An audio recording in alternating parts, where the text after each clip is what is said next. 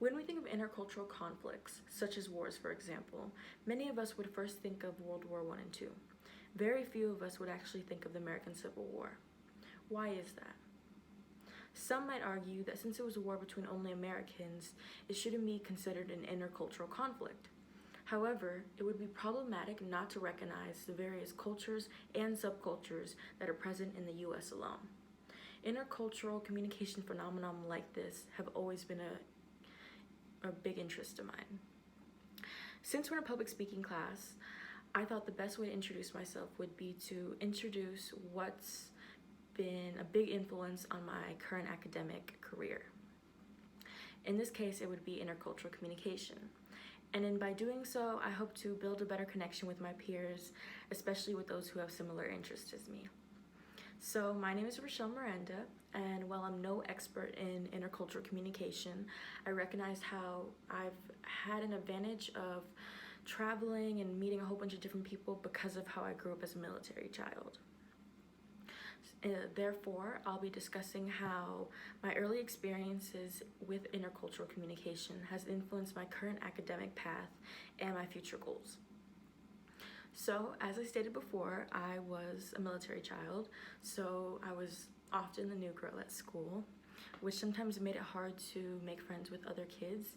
Especially at that age, I didn't understand how communication had such a big tie to culture and regionalism and just how different states have their own cultural norms regarding how they communicate. For instance, when I first moved to Texas from California, it took quite some time to get used to all the lingo and how people talk slower here, and specifically how passive aggression plays a role in communication here. Because in California, if someone's mad with you, they'll just let you know. However, here, I think it really has to do with the whole Southern hospitality idea that really makes people more passive when it comes to confrontation. So it's really these early childhood experiences that have influenced my current studies at UTSA. So currently at UTSA, I'm a communications major, and up until the pandemic, I actually wanted to be a journalist because I love to write, I love to research and read.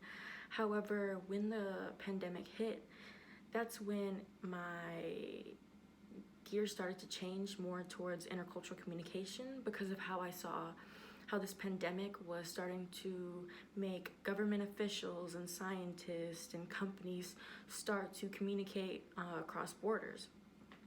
And also in many of my classes, I started to recognize how we were no longer talking about topics on a national level. We were starting to talk on a global level.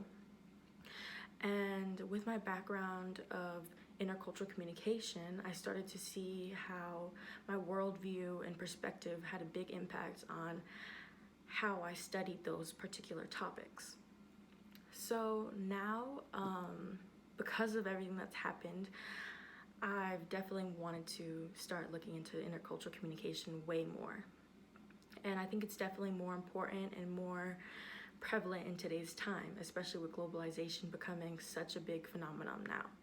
And in a CDC commentary called Culture Matters in Communicating the Global Response to COVID, it actually talks about how culture plays such a significant role in how officials need to talk to the masses in order to get a global response, and how culture insensitivity has been shown since the Ebola outbreak. And since COVID-19 happened, it's only gotten worse.